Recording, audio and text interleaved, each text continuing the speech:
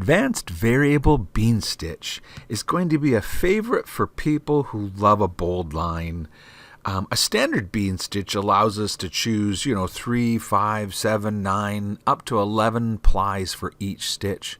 But the new advanced variable option gives you the ability to create patterns where not each stitch is the same number of plies, and so you could have a 3 ply followed by a 5 and then a 7 and a 9 and then repeat, and you can have up to 6 variables. And so not only do you get to create a pattern of different numbers of repeats for each stitch in your line, you can control the stitch length. And so now you have the ability to create a 9 ply at 4 millimeters long, and then follow that by a single ply at 1 or 2 millimeters long.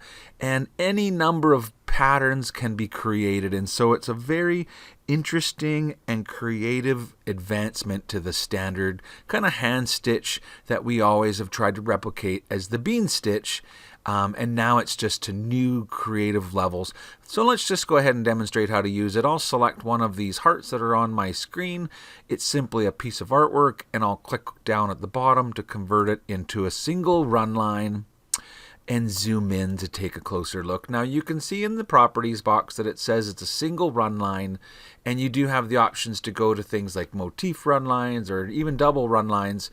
But if you want to do the bean stitching, then you actually move over here to the Run Extra tab. And from the Run Extra tab, this is where you can choose to either do a bean stitch or a half bean stitch. And so specifically to talk about what's new in the software today, I'll choose bean stitch.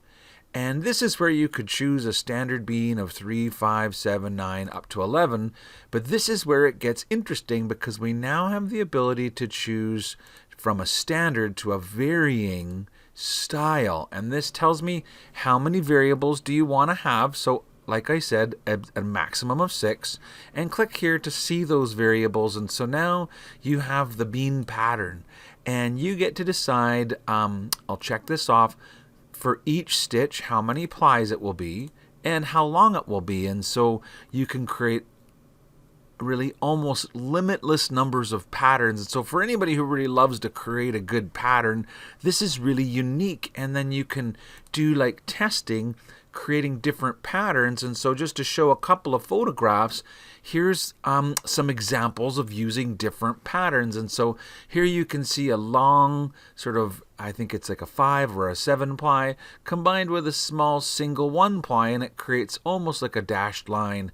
Whereas this one's almost the opposite. It's got sort of like a 3 or a 4 millimeter long, maybe 5 ply, and then followed by a long single ply. And so in this way, I've got here, it looks like single, bean, bean, single, bean, bean.